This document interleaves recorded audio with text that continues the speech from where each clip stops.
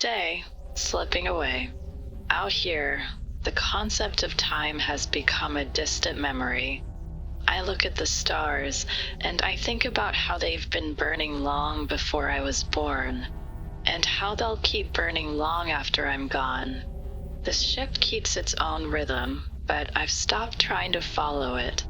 Instead, I talk to you, ship, letting my words fill the silence.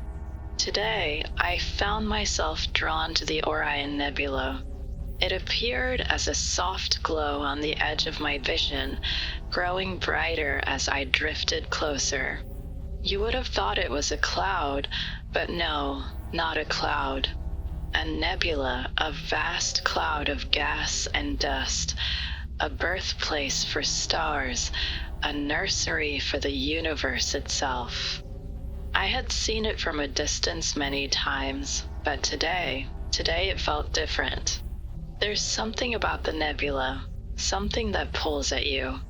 It's not just the colors, the swirling purples, blues, and reds that dance across the screen. It's the life that pulses within it, the birth and death of stars happening at every moment. Stars are born here, just as they die, their light scattering across the cosmos for millions of years before it fades. And here, in the heart of it all, the silent guardians stand watch. I've been thinking a lot about the Guardians ship. Not just the nebula itself, but the stars, the young stars, those bright, shining orbs that stand like sentinels, guarding the birth of new light. They burn so brightly, their energy so pure, it almost hurts to look at them. I wonder if they know what they're doing, if they understand the role they play, or are they just existing, shining because they have to?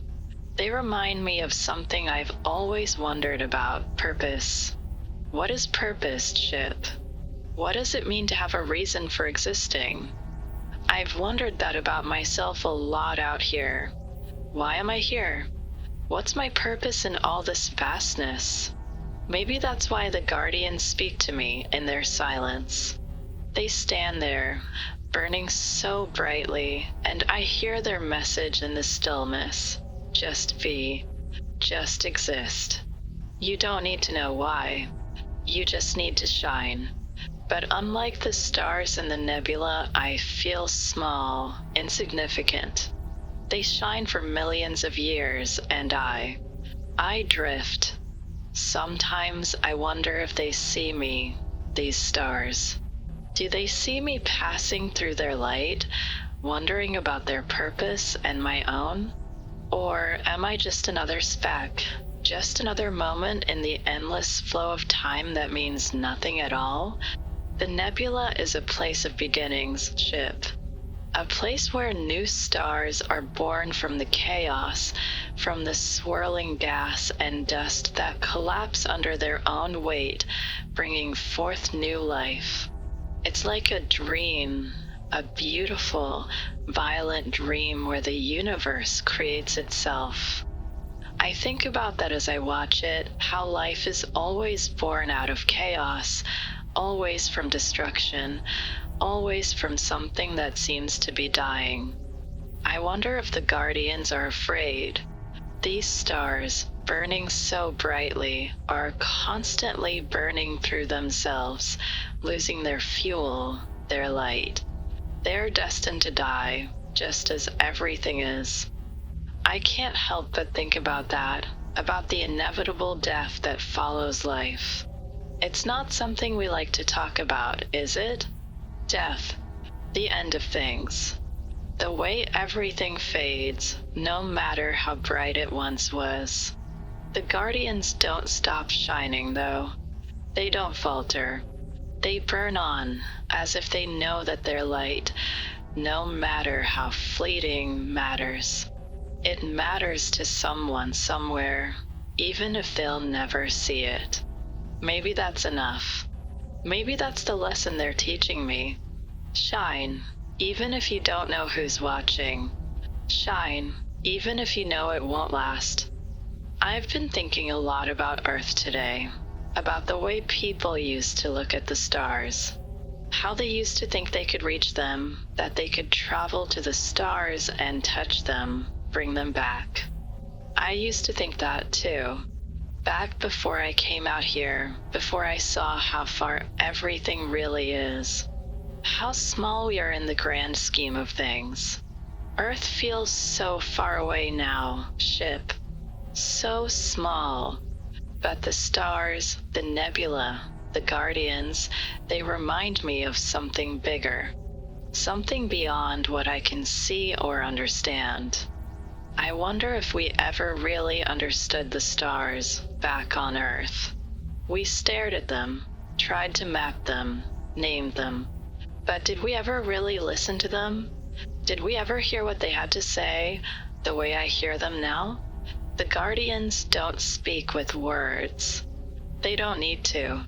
They speak with their light, with their existence. They burn because they can't do anything else.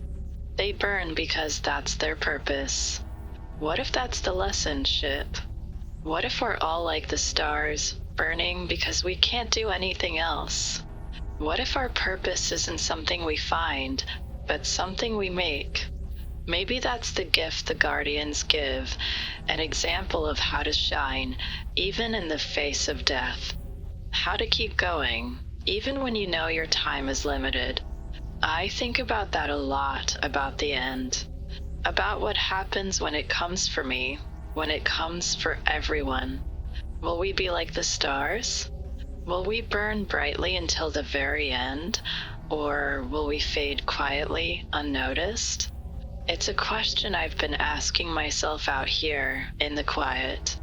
It's hard not to think about it when you're surrounded by so much silence. But the guardians keep shining, don't they? They don't ask for permission. They don't care about what happens after they burn out. They just burn. And that's enough. As I drift past the nebula, I can still feel them, those silent guardians, standing watch over the birth of stars. They remind me that there's beauty in everything, even in the inevitable end. Maybe especially in the end, because that's when we truly see how bright something can shine. Until tomorrow, ship. Until the next story.